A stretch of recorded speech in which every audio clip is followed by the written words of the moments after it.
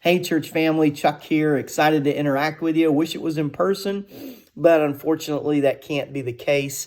After a 2-week trip to India, I find myself on a 14-day quarantine. No signs or symptoms of anything, nothing to worry about. This is all just part of our church's health and safety protocols, which we would all recognize in the time that we live in right now. They're wise and needed to keep everyone safe. So I'll see you soon.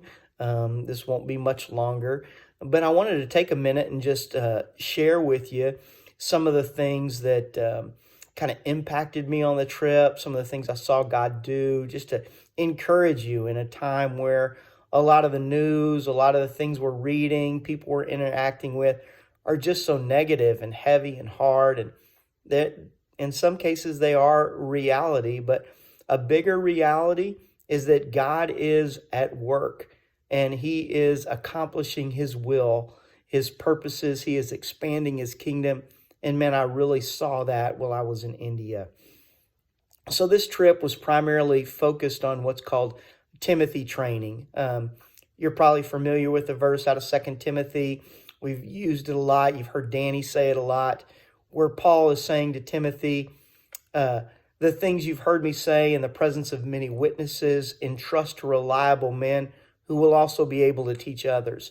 So this training is all about discipleship multiplication and gospel saturation. So what they're trying to do is very simple, very basic. I'm going to teach you this. You're going to learn it. You're going to understand it. You're going to learn how to study the Bible, and then you're going to teach it to someone else. That's simple. Who's going to teach it to someone else? So that was one of the big things that really God struck me with, is that I can tend to see, and I think we and even America can tend to see sometimes, where resources are restricted or limited as this overwhelming obstacle. Oh, I don't have this, so I can't do that. I don't have enough of something, so what am I going to do? Well, in India, they just don't have many resources, and they do really, really well at sharing the gospel and expanding God's kingdom. It's pretty amazing.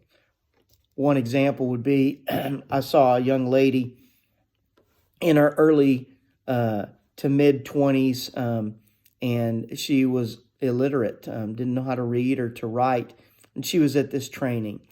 And she had her 9-year-old son with her, who was able to read and write, and he was helping her. So she didn't see her inability to not being able to read or to write as an obstacle that was overcomable to keep her from sharing the gospel. She had such a passion and a heart for wanting to learn how to study the Bible, wanting to learn how to share with reliable men who would also teach others. And it was just amazing.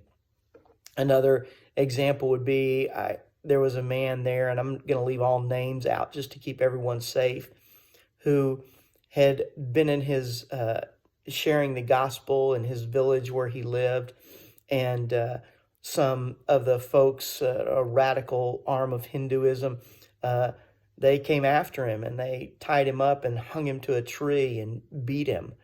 And he was hospitalized, but some believers came and took him down, and he was able to get medical attention. But when he got out of the hospital, you know what he did? He went right back into that village, sharing the gospel.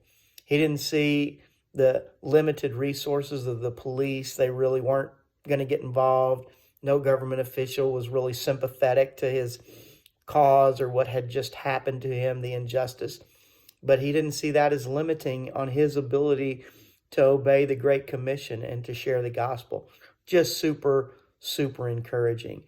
One of the passages that really impacted me was out of Luke 11 and Matthew 6, just the Lord's Prayer, where this is not earth-shattering to us, I know, but it is so foundational, where God is our Father, and he knows our needs, and he provides for our needs. It says that he is a good father, and he provides good things for his children. So just want to encourage you for that. Look forward to gathering back with you together as soon as we can. God bless you. Stay positive.